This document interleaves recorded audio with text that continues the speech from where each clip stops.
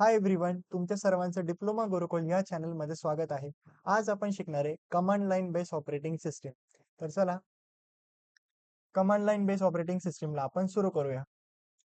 Command line base operating सिस्टीमला समजण्याच्या आधी मी काय करतो तुम्हाला एक स्टोरी सांगतो. ओके, एकच मिनिट फक्त तुम्हाला आधी एक स्टोरी सांगतो कमांड लाईन बेस ऑपरेटिंग सिस्टीमची.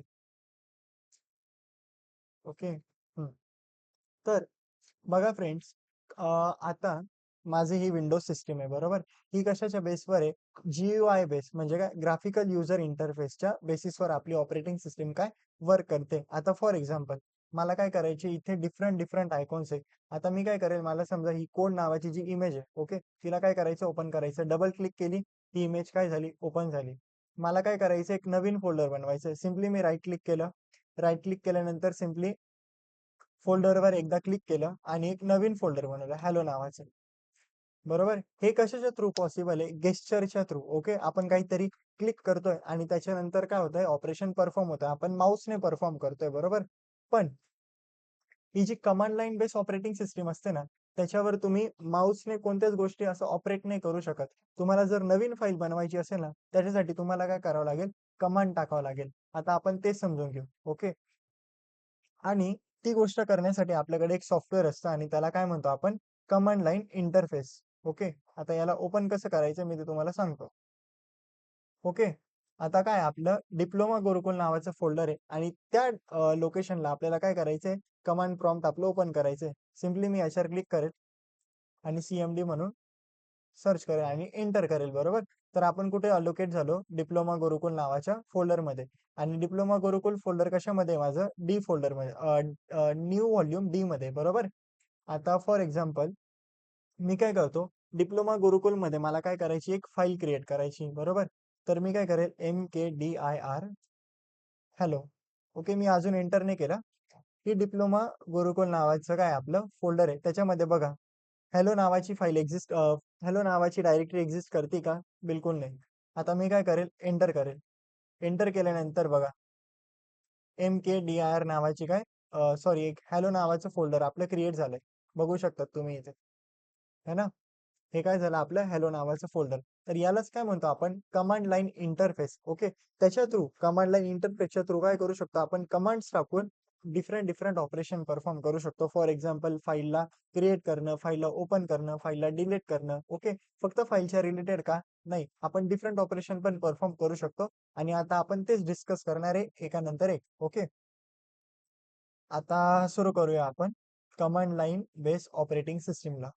ओके, आता फक्त एक आणखी एक एक्झाम्पल सांगतो. फॉर एक्झाम्पल तुम्हाला डिप्लोमा गुरुकुल मध्ये ते फाईल जी आहे ती नाही बनवायची.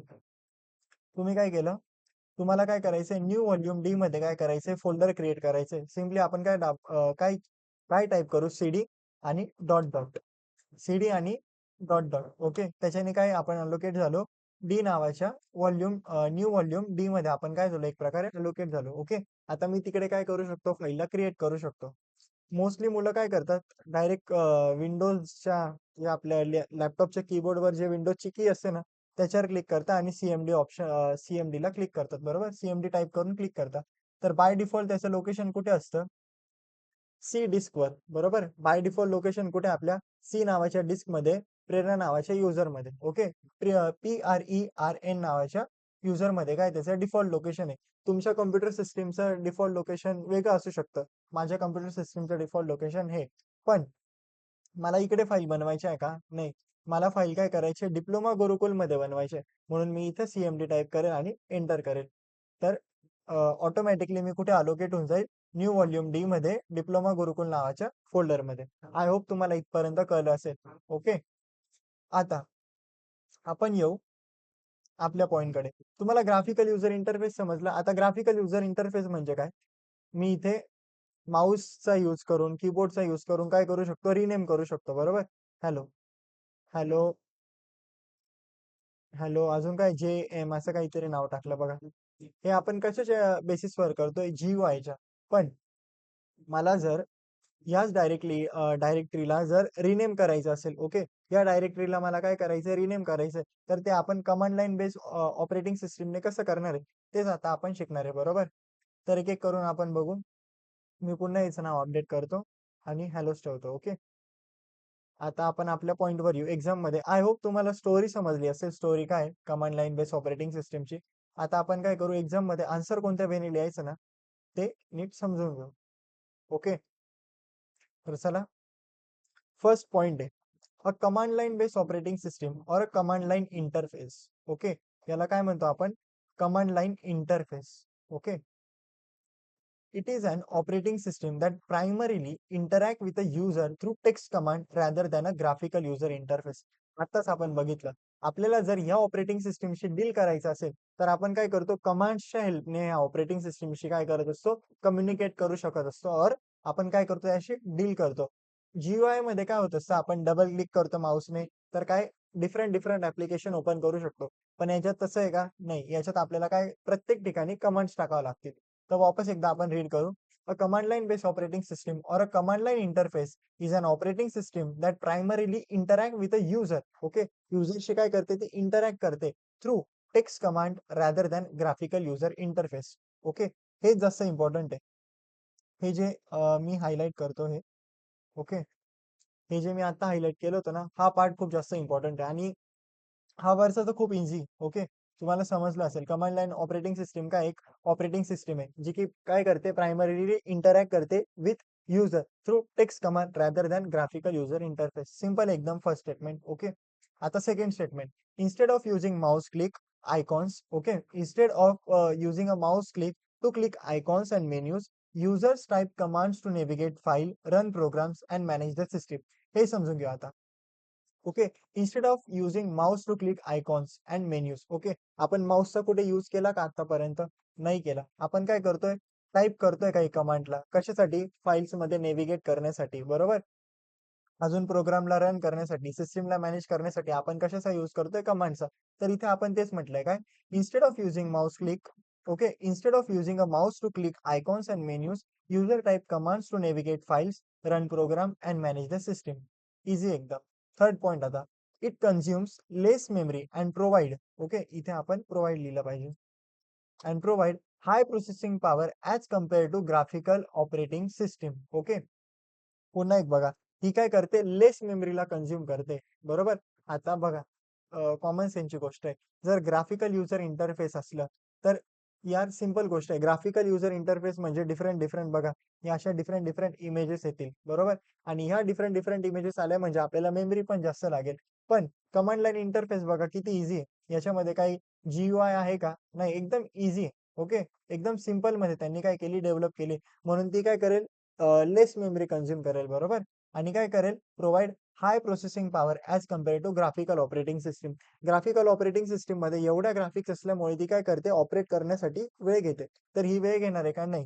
म्हणून आपण हिला काय म्हटलोय, it provide high processing power as compare to graphical operating system. Simple आहे. आता याचे एक्झाम्पल काय, डिस्क ऑपरेटिंग सिस्टम आणि Unix. Okay. Disk operating system आणि एक युनिक्स ऑपरेटिंग सिस्टम आहे, हे काय त्याचे एक्झाम्पल आहे. आता आपण काय करणार आहे, डिस्क ऑपरेटिंग सिस्टमला डिटेलमध्ये समजून घेणार आहे, बरोबर.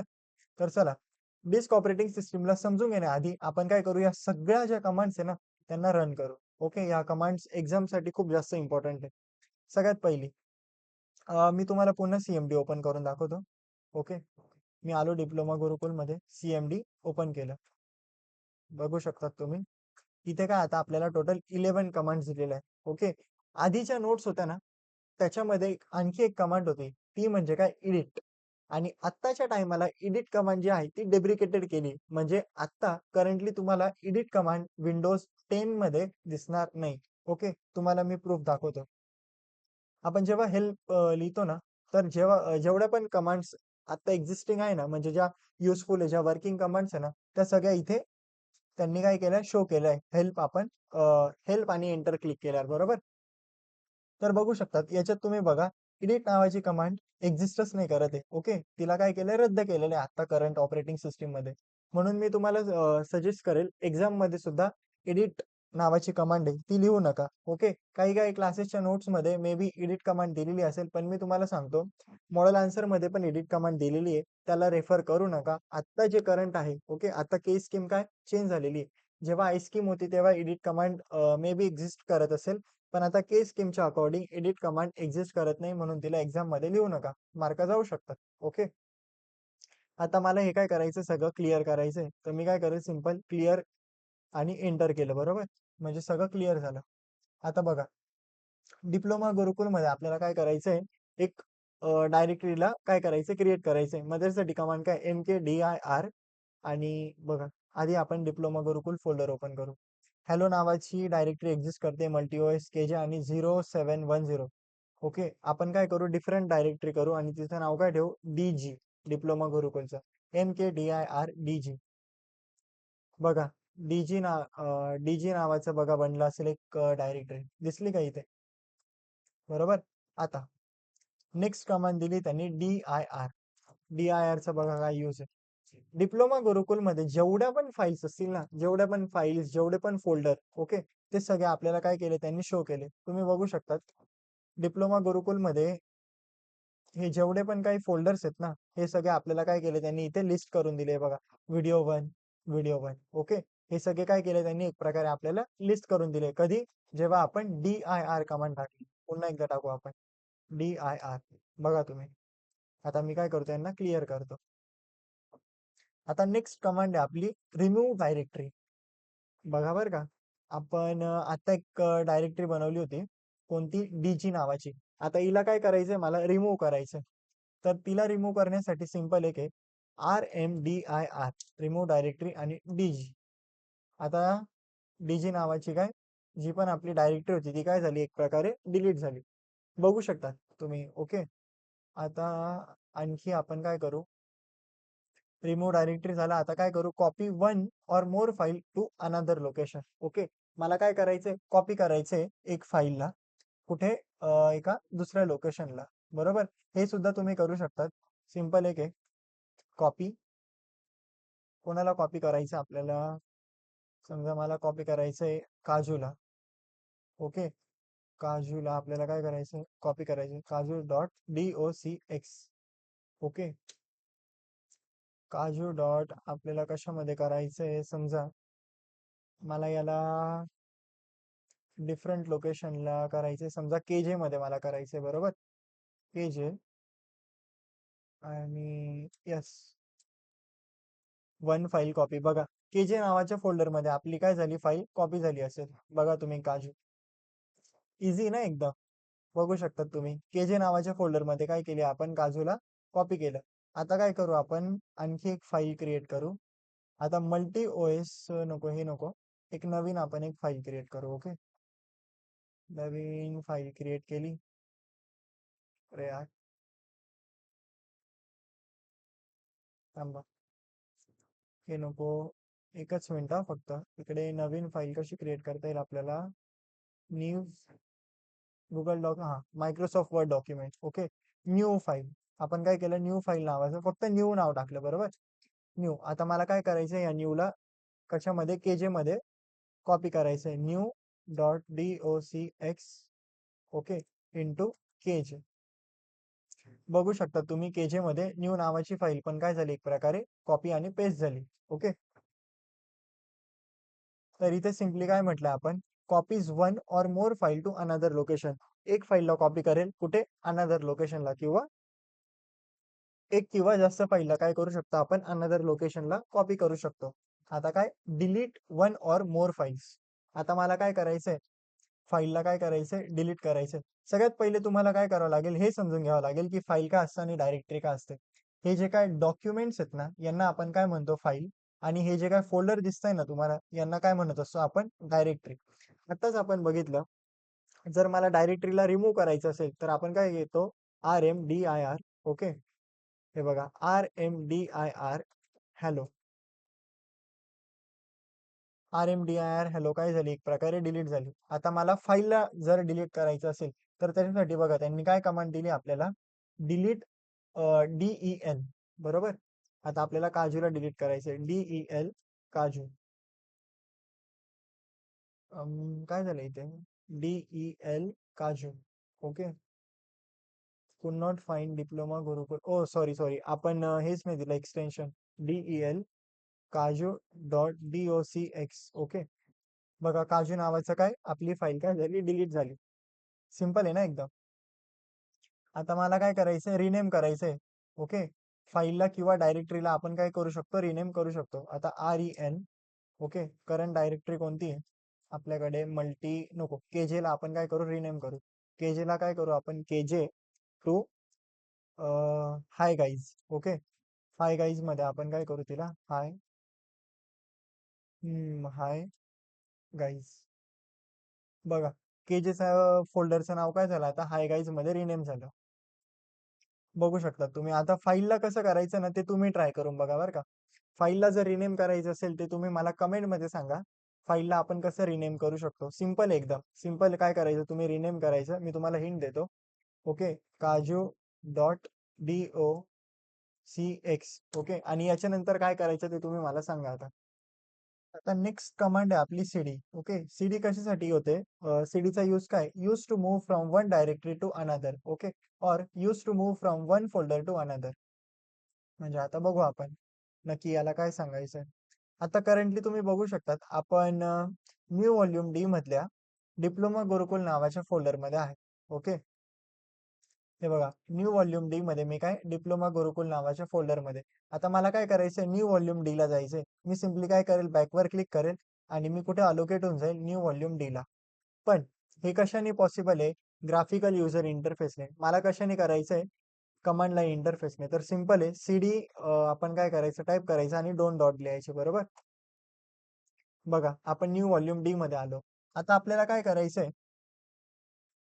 न्यू व्हॉल्यूम सी मधल्या डिस्क मध्ये कोणत्या फोल्डर मध्ये जायचं आपल्याला पायथन 312. ओके. पायथन 312 या फोल्डर मध्ये आपल्याला काय आपल्या स्वतःला अलोकेट करायचंय बरोबर. तर सिंपल मी काय करेल सीडी. ओके. CD/D. ओके. नंतर काय करू आपण आपल्याला कशात जायचंय सी नावाच्या डिस्क मध्ये बरोबर. तर सिंपल आपण काय केलं कोलन दिलं. नंतर ओके स्लॅश. त्याच्यानंतर काय करू आपण कोणतं पायथन 312 बरोबर. तुम्ही याला कॉपी करून घेतो मी पायथन 312. बघा आलो ना आपण. बघा डायरेक्टरी चेंज झाली. आधी कुठे होतो आपण डी मध्ये होतो न्यू व्हॉल्यूम डी मध्ये. आता कुठे आलो आपण सी मध्ये. ओके. न्यू व्हॉल्यूम सी मध्ये आणि कोणत्या फोल्डर मध्ये पायथन 312. आता CD डॉट डॉट. बघा मी आता कुठे आलो न्यू व्हॉल्यूम सी. आता इकडे काय करू आपण एक फोल्डर बनवू मेक dir हॅलो. बघा एक हॅलो नावाचं काय फोल्डर इथे क्रिएट झालं. सिंपल आहे. आणि आता मला काय करायचं याला RMDIR हॅलो. हॅलो नावाचं फोल्डर आपण डिलीट केलं. ओके. सो सिंपल आहे सीडीचा यूज याच्यासाठीच केला जातो. आपण पुन्हा डिप्लोमा गुरुकुल मध्ये जाऊ. ओके. /D. ओके. जेव्हा पण तुम्हाला दुसऱ्या डिस्क मध्ये जायचं असेल ना तर तेव्हा काय लक्षात ठेवायचं हा /D लिहायचा. ओके. नंतर काय डी फोल्डर मध्ये जायचं म्हणून कोलन. नंतर फॉरवर्ड स्लॅश. आलो आपण डी मध्ये आणि CD डिप्लोमा गुरुकुल. ओके. फोल्डरला जर तुम्ही हे बघा एक आणखी तुम्हाला इम्पॉर्टंट गोष्ट फोल्डरला जर आपण समजा डी आधी कॅपिटल लिहिल्यानंतर IPLOMO. ओके. MA. ओके. नंतर गुरुकुल गुरुकुल गुरुकुल बरोबर. डिप्लोमा अरे यार सॉरी CD लिहायचं विसरलो मी. डिप्लोमा डिप्लोमा गु गुरुकुल. ओके. तरी सुद्धा आपण काय होतोय त्या डायरेक्टरी मध्ये येतोय बरोबर. म्हणजे फोल्डरचं नाव भलेही कॅपिटल लेटर मध्ये असू द्या भलेही स्मॉल लेटर मध्ये असू द्या आपण काय करू शकतो असं डिफरंट नाव टाकून सुद्धा त्या फोल्डर मध्ये काय एंट्री मारू शकतो. ओके. इथपर्यंत समजलं. सीडी समजलं असेल तुम्हाला. आता टाइम टाइमला समजून घ्या आपण. टाइम कशासाठी करंट टाइमला शो करण्यासाठी. आणि आपण काय करू शकतो करंट टाइमला म्हणजे सिस्टीमचा जो टाइम असेल त्याला आपण काय करू शकतो चेंज करू शकतो. इथे बघा त्यांनी मेन्शन केलंय एंटर द न्यू टाइम. पण आता मला चेंज नाही करायचं म्हणून आपण चेंज नाही करणार. ओके. कंट्रोल C प्रेस करायचा. आपण ऑटोमॅटिक या कमांड लाईन मध्ये येऊ. ऑटोमॅटिक आपल्याला काय आपण बॅक येऊन जाऊ. ओके. आता वापस तुम्हाला दाखवतो टाइम. टाइम एंटर केलंय बरोबर. आता इथे मला जबरदस्ती टाइम टाकावाच लागेल, पण मला जर हे टाकायचं नसेल तर मी काय Ctrl+C प्रेस करेल आणि आपण पुन्हा आधीच्या लोकेशनला येऊन गेलो. ओके, आता मला काय करायचं, डेट बघा, करंट डेट दिसेल, आजची तारीख काय 20, बरोबर समजलं तुम्हाला. आता मी Ctrl+C केलं, मला टाकायची नव्हती म्हणून. आता हेल्प, हेल्प आपण आधीच डिस्कस केलंय. हेल्प म्हणजे काय, जेवढ्या पण कमांड असतील ना बघा, display information about available command, जेवढ्या पण अवेलेबल कमांड आहे ना त्या सगळ्यांची काय करेल, इन्फॉर्मेशन. बघा या सगळ्या कमांड असतील तिकडे, mkdir. ओके, इथं शोधू आपण mkdir. हे बघा mkdir creates a directory. Okay, इथे आपण लिहिलंय बघा, क्रिएट्स अ डायरेक्टरी. सिंपल एकदम. Display displays or changes the system date, आपण हे पण बघितलं. आता डेटला जर तुम्हाला बघायचं असेल तर बघू आपण, डेट कुठे आहे.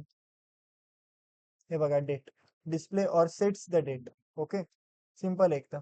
तर याच्याने काय आपल्याला इन्फॉर्मेशन समजेल. क्लिअर करू. आता लास्ट म्हणजे आपली कमांड राहिली एक्झिट. मी काय करेल, एक्झिटला प्रेस केलं, कमांड लाईन इंटरफेस काय झालं आपलं, क्लोज झालं. बघू शकता तुम्ही. मग आपण तेच लिहिले, closes the command line interface. I hope तुम्हाला या सगळ्या कमांड समजल्या असतील. एक्झाम मध्ये फक्त 8च कमांड लिहायच्या बरं का, जास्त लिहू नका. जर तुमच्याकडे टाइम असेल तर आपण 11 कमांड जरी तुम्ही लिहिल्या तरी पण चालेल. आता आपण एक्झाम मध्ये आन्सर कोणत्या वेने लिहिला पाहिजे ते आधी समजून घेऊ. मे बी आपण हे 4 पॉईंट बघितले. ओके, आता आपण काय करू, डॉसला समजून घेऊ. DOS stand for disk operating system. Okay, MS DOS म्हणजे काय, Microsoft disk operating system gain much popularity in 1980s and early 1990s. Okay, 1980s मध्ये हे काय झालं होतं, खूप जास्त पॉप्युलर झालं होतं आणि 1990sच्या टायमाला पण काय झालं होतं, हे खूप जास्त पॉप्युलर होतं. कोणती, आपली disk operating system. Disk operating system काय प्रोव्हाइड करते, command line in which the user can give the instruction in the form of command. User काय करू शकतात, इन्स्ट्रक्शन देऊ शकतात in the form of commands. Okay, एकदम सिंपल आहे. आता आपण याची वर्किंग समजून घेऊ. बुटिंग, बुटिंग आपण किती वेळा बघितलंय, तुम्हाला बुटिंग आतापर्यंत समजलं असेल. काय, booting is the process of starting booting. The booting process start from the moment when we power on computer. Okay, booting process कुठून स्टार्ट होते, मी तुम्हाला सांगितलं होतं. आपलं जे कॅबिनेटला आपण कधी स्टार्ट करतो ना, तर तेव्हापासून काय आपली बुटिंग काय प्रोसेस सुरू होऊन जाते. आणि बुटिंग प्रोसेसला सिंपल मी काय सांगितलं होतं, जेव्हा ऑपरेटिंग सिस्टीम मेमरीमध्ये लोड होते ना, त्यालाच आपण काय म्हणत असतो, एक प्रकारे बुटिंग द सिस्टीम. बघा इथं तेच लिहिलं आपण, booting may be define as process of loading the operating system into the memory. Process of loading the operating system into the memory is called as booting. एकदम इझी. नंतर command line interface. Okay, command line इंटरफेसचं बघा मी काय लिहिलंय, Microsoft disk operating system doesn't have a graphical user interface like modern computer system that we have now. Okay, मी तुम्हाला दाखवतो. पुन्हा आपण कमांड लाईन इंटरफेसला बघा, याच्यामध्ये तुम्हाला कुठे ग्राफिकल युजर इंटरफेस दिसतोय का, म्हणजे तुम्ही राईट क्लिक केला, राईट क्लिक केल्यानंतर एक मेन्यू आला, मेन्यूवर ओपन, ओपन जर तुम्ही क्लिक केलं ओपन नावाचं. ओके, ओपन जर ऑप्शन तुम्ही सिलेक्ट केलं तर काय, एक फाईल ओपन होऊ शकते, एक फोल्डर ओपन होतंय. तर त्याप्रमाणे आपल्याला, तुम्हाला काय दिसतंय का, की काय ग्राफिकल युजर इंटरफेस कोणत्या प्रकारे आपल्याला इथे दिसतोय का. आता बघा, इथे जर मला या फोल्डरला ओपन करायचं असेल, राईट क्लिक करेल, ओपन ऑप्शनवर मी क्लिक करेल आणि काय या फोल्डरमध्ये आलो. पण कमांड लाईन इंटरफेस मध्ये जर मला असं करायचं असेल तर आपण काय करतो, कमांड्स लिहितो आणि त्याच्या थ्रू आपण काय करू शकतो, त्या फोल्डरमध्ये जाऊ शकतो. तर सिंपल आहे.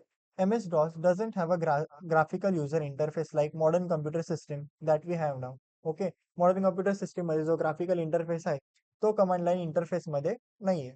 सिंपल आहे.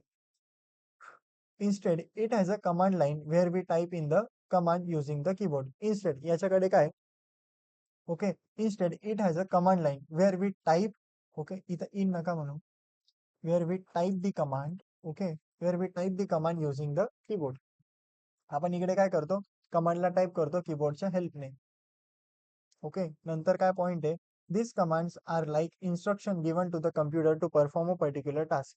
बरोबर, हे पण इझी आहे. This commands are like instruction, हे कमांड काय झाले, एक प्रकारचे इन्स्ट्रक्शन झाले कम्प्युटरला दिलेले, कशासाठी, काहीतरी टास्क परफॉर्म करण्यासाठी. बरोबर. नंतर आहे आपला point execution of command. Okay,